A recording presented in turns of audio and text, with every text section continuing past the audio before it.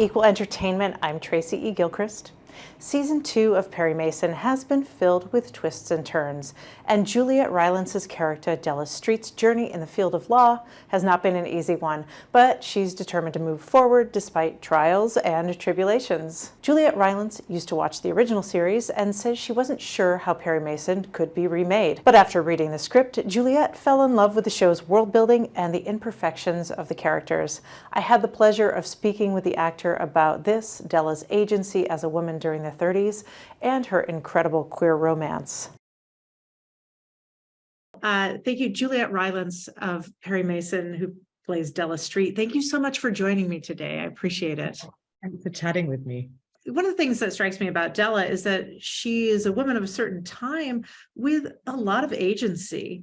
And, I'm sure those women existed, but we didn't often get to see them. Would you talk a little bit about playing that part of her? And then we do get to see her really step up in the cases this season and even question her first witness, which is, a remarkable moment.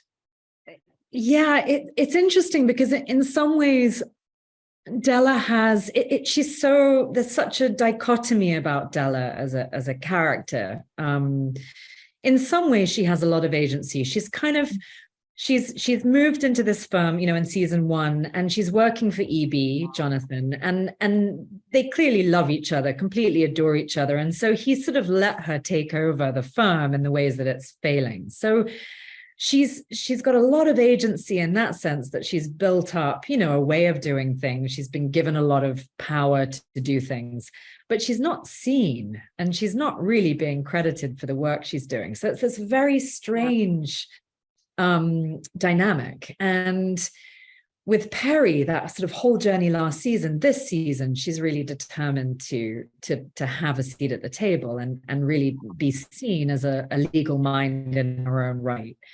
So both things are true. She's always waiting in the wings to go on. Mm-hmm. And then again, obviously, eventually this year does. So I really like that. I really like the areas that she's had to kind of figure out, well, what's her armor as a woman in that period where so few women would have got to be lawyers. Yeah. How has she created her look, her style, so that she can fit in this man, be taken seriously in this very male world, but also be quiet enough and not too overbearing, that she can actually sort of push things forward for herself. So that whole area I find really interesting. And it's fascinating that it's this very, messy alcoholic guy that actually gives her the chance to step into the courtroom. It's a very odd kind of love-hate relationship between Perry and Della. But the fact that she actually does get to stand up and have that moment in court, which is such an important moment for women, right? Yeah.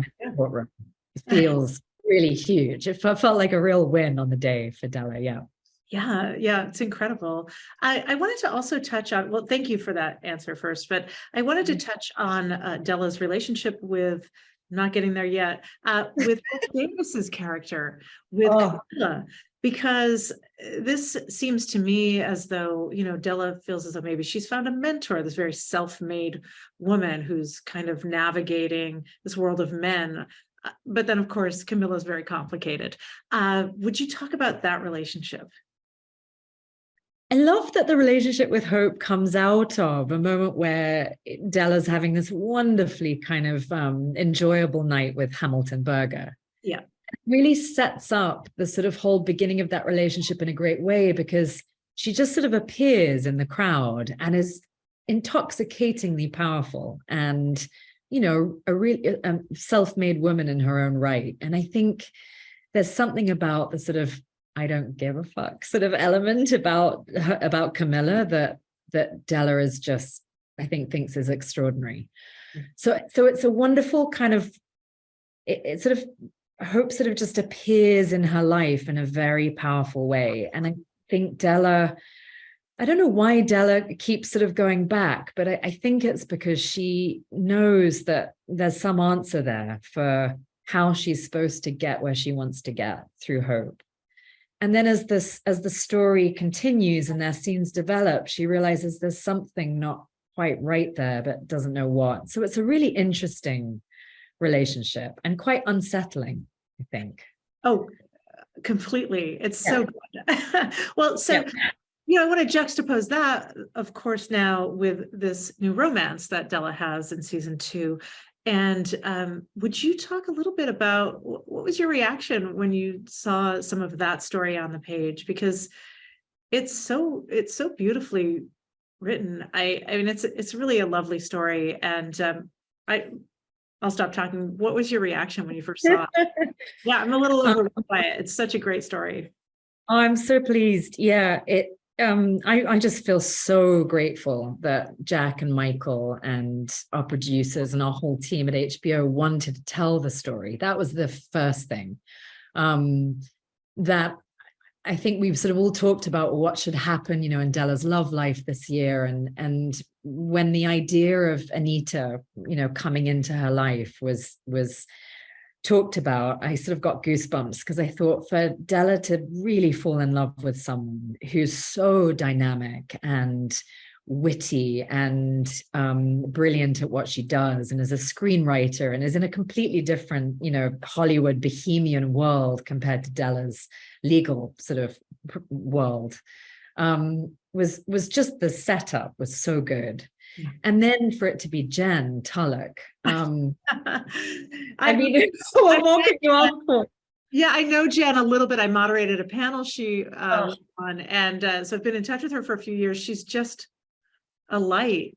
She's glorious, and she knows so much about the period. We're both huge lovers of that period of Hollywood, and can quote endless amounts of one-liners from different movies, and so that was really interesting that we both shared this great love of Katharine Hepburn and Barbara Stanwyck, and so we were sort of off to a good start, and then obviously Jen's knowledge about the queer world, the gay world in that period, that she really knew a lot about it. She'd done a lot of research, and we did research together, and so we just sort of went through each scene very consciously, thinking about not just two people falling in love and how that happens, but also all of the coding of what's allowed, what's not, how do we know, that first meeting in the powder room, sussing out whether is this a flirtation, is it something that could go further, and all the kind of how can we touch, what's acceptable in public, what's allowed in private, all of those conversations, I think, really brought a lot of intrigue into those themes in a really, really exciting way to play. Yeah. Well, and it shows too, the investment in it. I do want to touch on the episode where Della and Anita go to Palm Springs, which is lovely, and that's directed by a queer woman. And I think that that brings a lot to it. Would you talk a little bit about that episode?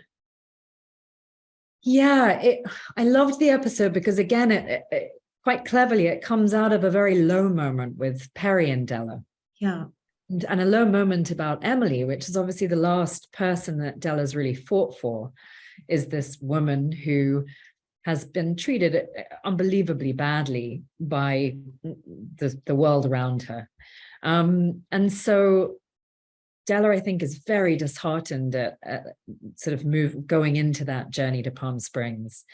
And there's something so wonderful about leaving LA with Anita, and also being completely free, out in the desert, but also being removed from, onlookers, from anyone who might see us. So what I really loved was the decision to, have that drive, leave LA behind, leave all of those kind of worries behind, enough to experience what does it feel like to be with this woman outside. Thank you so much to Juliet for speaking with me. Her performance alongside Jen Tullock is one of the best of the year.